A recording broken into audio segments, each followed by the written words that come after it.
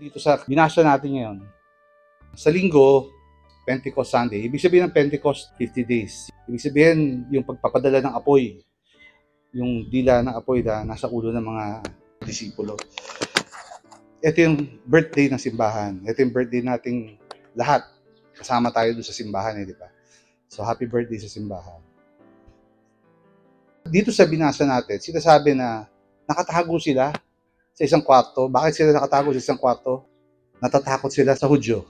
Hindi nila alam gagawin nila kasi nawala yung inaasahan nila na liligtas sa kanila. Namatay na si Jesus. So kala nila tapos na, nawalan sila ng pag-asa.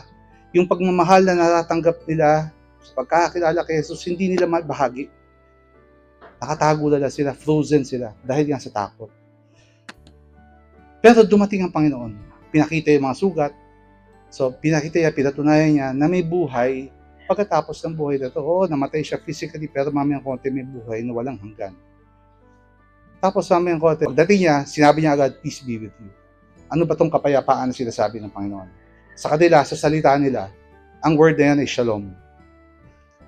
Pag sinabi siya ng isang Hudyo na shalom, sa diksyonaryo, ang sinasabi is completeness, kabuuan. Ito ay kapayapaan, hindi lang kapayapaan sa pagkakaalam natin, napakalalim na ibig sabihin ng shalom. Ito ay kapayapaan sa Diyos. Dahil may kapayapaan ka sa Diyos, may kapayapaan ka sa sarili mo. Pag may kapayapaan ka sa sarili mo, may kapayapaan ka sa kapwa-tao.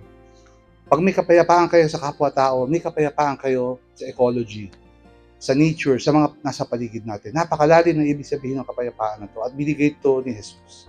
Si Jesus na makakapagbigay nito.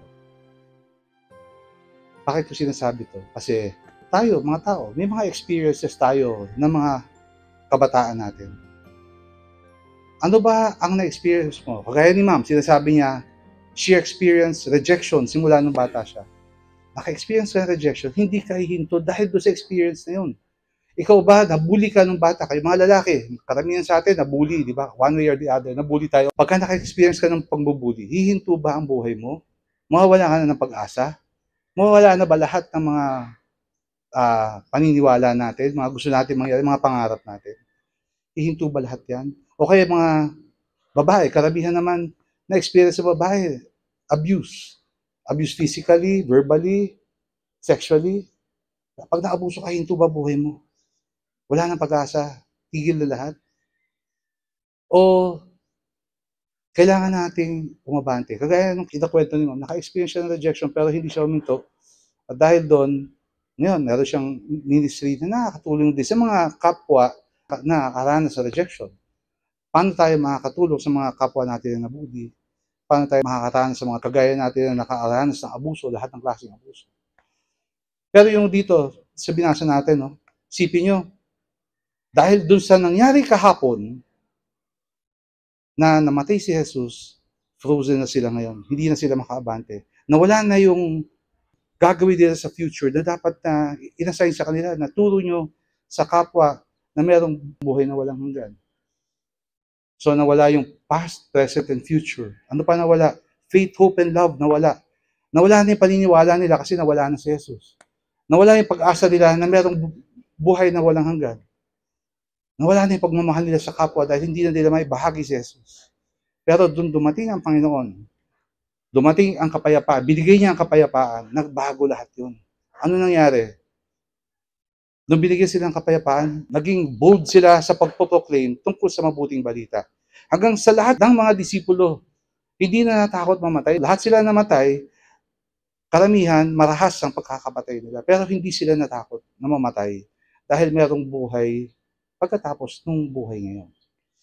So dapat sana magkaroon ng paghinto ng buhay dahil sa mga nakaraan na pangyayari sa atin. Ang kailangan natin ang Panginoong Jesus. Na siya lang makakapagbigay ng kapayapaan sa atin. Tandaan natin, hingin natin yung kapayapaan, yung shalom na sinasabi dito. Yung shalom, kapayapaan sa Diyos, kapayapaan sa sarili mo. Pag may kapayapaan ka sa Diyos, may kapayapaan ka sa sarili mo. Pag may kapayapaan ka sa sarili mo, babahagi mo rin itong kapayapaan na ito sa mga kapwa mo. So, yun lang. Hingin natin nyo yung kapayapaan na galing kay Jesus. Na magbibigay ng tunay na kapayapaan na makakapag-forward ng paniniwala nating lahat. Okay, good morning sa inyo lahat.